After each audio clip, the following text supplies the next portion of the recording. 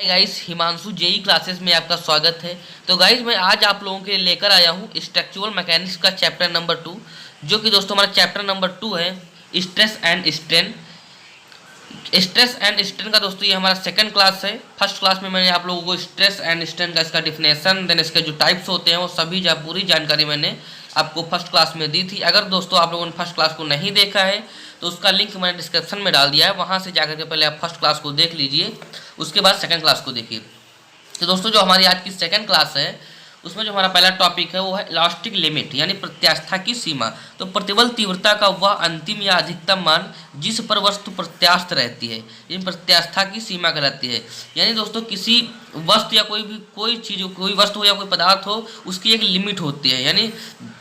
यानी दोस्तों मान लीजिए हमारे पास कोई एक धातु है, अगर हम दोनों ओर से इसको खींचेंगे तो इसकी एक लिमिट होगी, मतलब उतना ही हमें खींच सकते हैं जितनी इसकी एक लिमिट होगी। यानी कि दोस्तों इसमें अगर ज़्यादा हम खींचेंगे तो इसकी एक ऐसी भी स्थिति आएगी जब ये टूटने की स्थिति में आ जाएगी। तो दोस्तों इस थ्योरी का कहने का मतलब वही है कि प्रतिबल तीव्रता का वह अंतिम या अधिकतम मान जिस पर वस्तु प्रत्यास्थ रहती है, प्रत्यास्था की सीमा कहलाती है।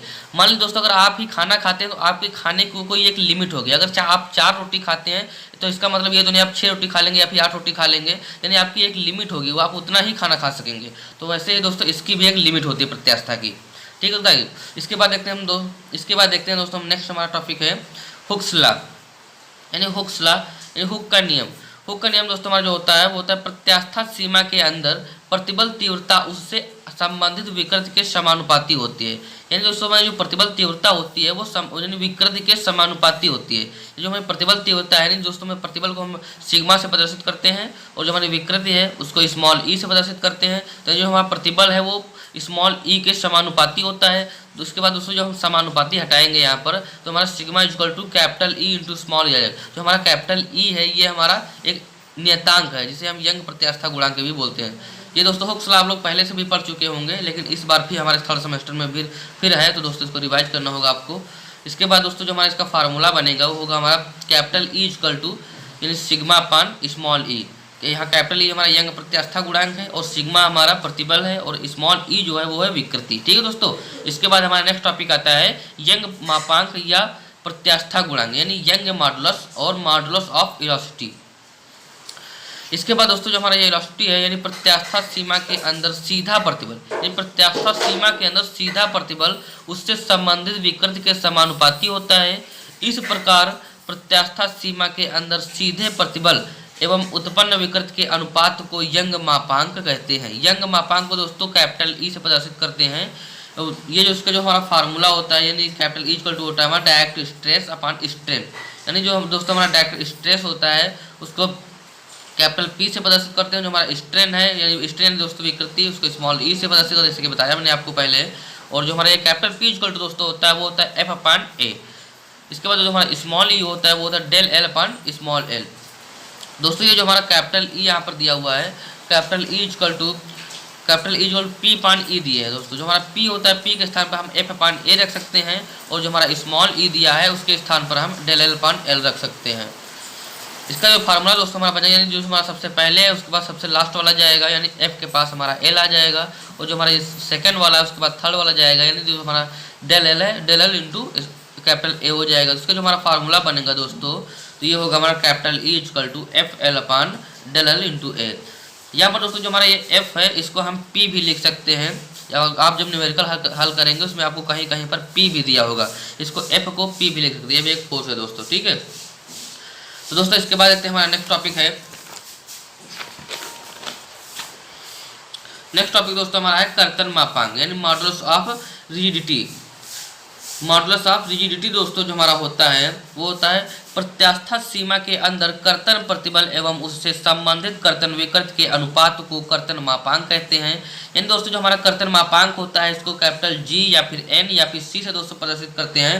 और दोस्तों जो हमारा कर्तन प्रतिबल होता है, जो हमारा कर्तन प्रतिबल दोस्तों होता है उसको क्यू से या फिर टाउ से प्रदर्शित करते हैं। ठीक है दोस्तों। उसके बाद जो हमारा कर्तन विकृति होता है उसको फाइव से डिनोट करते हैं, यानी फाइव से प्रदर्शित करते हैं।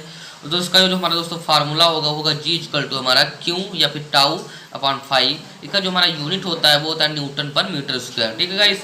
तो ये हमारा कर्तन मापांक हो गया। कर्तन मापांक दोस्तों इसको भी आप लोग अच्छे से पढ़ लीजिए, क्योंकि दोस्तों ये भी एग्जाम में हमारे 1-2 नंबर में पूछा जाता है, जिसकी आप लोग प्रिपरेशन अच्छे से करिएगा। गाइस अगर आपको वीडियो अच्छा लग रहा हो तो वीडियो को लाइक जरूर कर दीजिएगा और शेयर भी करिएगा, जिससे ज़्यादा से ज़्यादा लोग देख सकें। इसके बाद दोस्तों हमारा नेक्स्ट है यानी आयतन मापांक यानी बुल्क मॉडुलस। यानी दोस्तों हमारा बुल्क मॉडुलस क्या होता है? तो बुल्क मॉडुलस हमारा होता है प्रत्यास्था सीमा के अंदर सीधा प्रतिबल या आयतन विकृति के अनुपात को आयतन मापांक कहते हैं। यानी दोस्तों प्रत्यास्था सीमा के अंदर यानी सीधा प्रतिबल और तथा अविकृति के अनुपात को ही हम यानी आयतन मापांक कहते हैं या फिर बुल्क मॉडुलस कहते हैं। यानी दोस्तों जो हमारा बुल्क मॉडुलस होता है इसको के से डिनोट करते हैं, और जो प्रतिबल दोस्तों आपको बताया कि सिग्मा से, और जो हमारा ये विकृति है इसको यहाँ पर EV से प्रदर्शित करते हैं। ठीक है गाइस, इसको हम EV से प्रदर्शित करते हैं।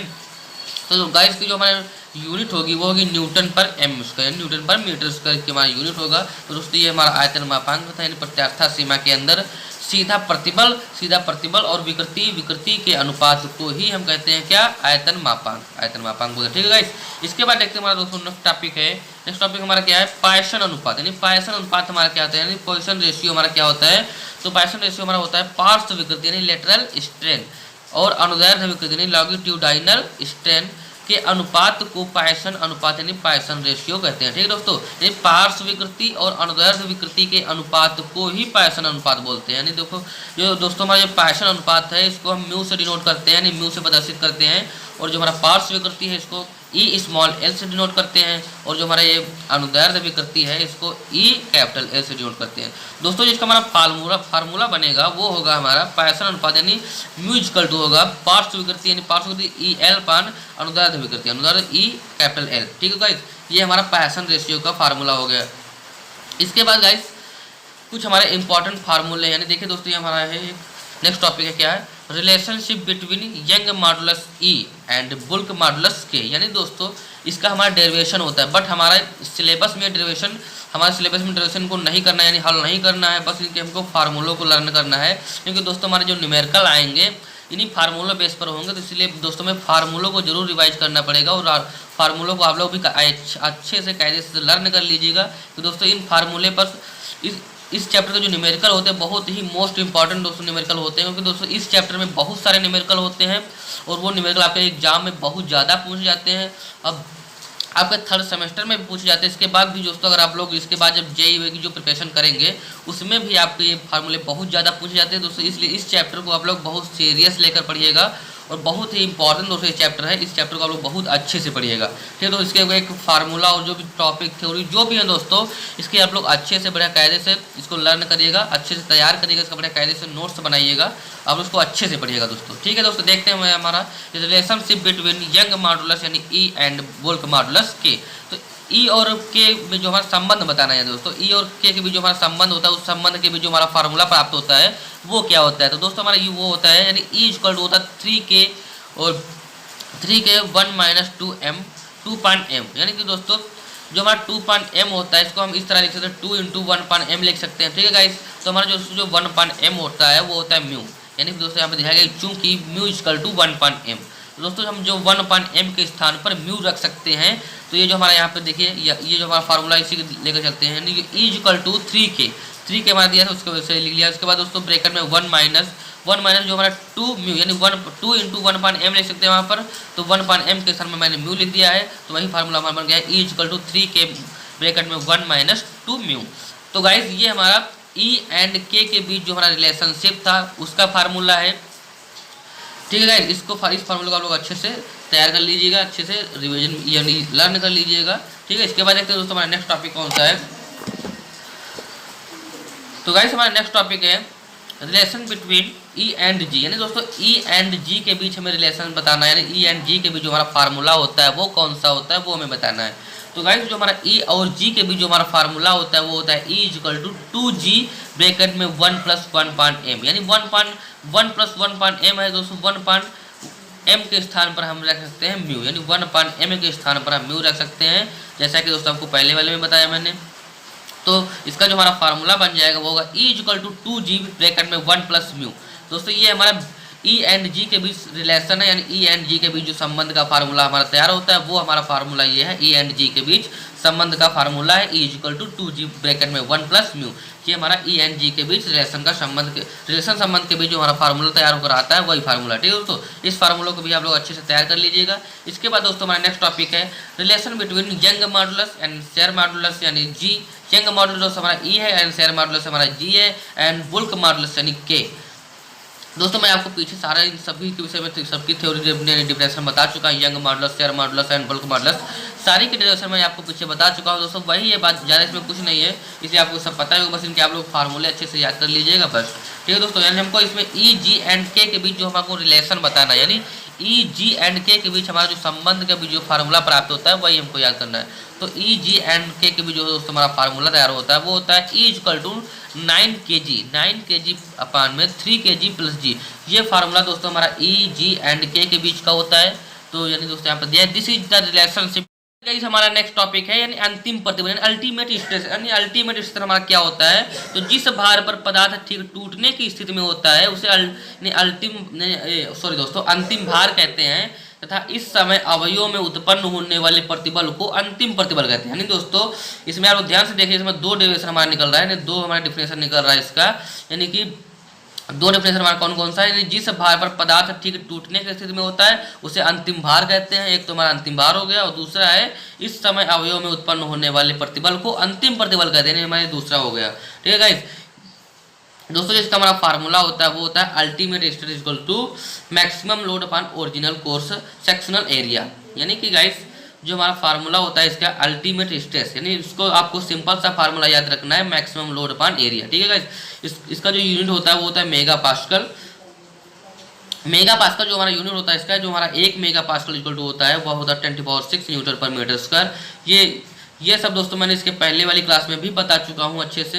अगर दोस्तों आप लोग पहले क्लास नहीं देखी है तो पहले उनको जरूर देखिएगा, इसके बाद इसको देखिए ज़्यादा आपको अच्छा समझ में आएगा। ठीक है गाइस, इसके बाद हमारा नेक्स्ट टॉपिक आता है कार्यकारी प्रतिबल यानी working stress. Working stress guys हमारा क्या होता है, यानी कार्य करते समय किसी पदार्थ या अवयव पर सुरक्षा की दृष्टि से जितना अधिकतम प्रतिबल मान्य होता है उसे कार्यकारी प्रतिबल कहते हैं, और इस समय पदार्थ या अवयव पर लगे भार को सुरक्षात्मक भार कहते हैं। यानी दोस्तों ये हमारा कार्यकारी प्रतिबल यानी वर्किंग स्ट्रेस का डिफिनेशन है। इसको आप लोग अच्छे से लर्न कर लीजिएगा दोस्तों। ये भी हमारे एग्जाम में 2 से 3 नंबर में पूछा जाता है, या फिर 1 नंबर में पूछ सकता है दोस्तों। तो एग्जामिनर के ऊपर है या फिर जो पेपर बनाता है उसके ऊपर है। तो ये मतलब कि ये भी आप लोग इसको अच्छे से। दोस्तों हमारा नेक्स्ट टॉपिक है फैक्टर ऑफ सेफ्टी यानी सुरक्षा गुणांक। यानी सुरक्षा गुणांक दोस्तों हमारा क्या होता है, सुरक्षा गुणांक दोस्तों हमारा होता है अंतिम प्रतिबल यानी अल्टीमेट स्ट्रेस तथा कार्यकारी प्रतिबल यानी वर्किंग स्ट्रेस के अनुपात को सुरक्षा गुणांक कहते हैं। इसे प्रायः एस से यानी कैपिटल एस द्वारा प्रदर्शित किया जाता है।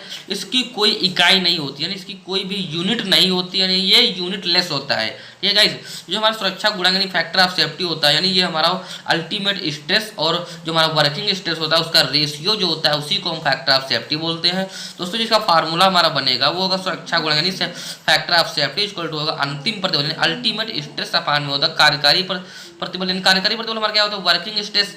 इसके दोस्तों इसके इक्वल में हम लिख सकते हैं अधिकतम बल यानी अधिकतम बल मैक्सिमम लोड अपान में हमारा सुरक्षा बल यानी सेफ लोड। तो गाइस ये हमारा सुरक्षा गुणांक का ये हमारा फार्मूला बन सकता है दोस्तों। अगर न्यूमेरिकल में आपको अंतिम प्रतिबल या फिर कार्यकारी प्रतिबल दिया है तो दोस्तों हम ये लगाएंगे फार्मूला। अगर तो हमारा ये अधिकतम बल या फिर सुरक्षा बल की बात कर रहा है तो हम इसको ये फार्मूला लगा देंगे दोस्तों। ये था हमारा आज का वीडियो। अगर आपको वीडियो अच्छा लगा है तो वीडियो को लाइक करिएगा और शेयर करिएगा और कमेंट में जरूर बताइएगा हमारे द्वारा दी गई जानकारी आपको कैसे लगी। और गाइस अगर आप मेरे चैनल पर नए हैं तो चैनल को जरूर सब्सक्राइब कर दीजिएगा। इसके बाद दोस्तों हम मिलेंगे नेक्स्ट वीडियो में दोस्तों आपके लिए लेकर आऊँगा इस चैप्टर से जो हमारे न्यूमेरिकल हैं, इस चैप्टर के जो हमारे स्ट्रेस एंड स्ट्रेन जितने भी न्यूमेरिकल होंगे दोस्तों वो मैं इसके नेक्स्ट वाले वीडियो में कवर करूँगा।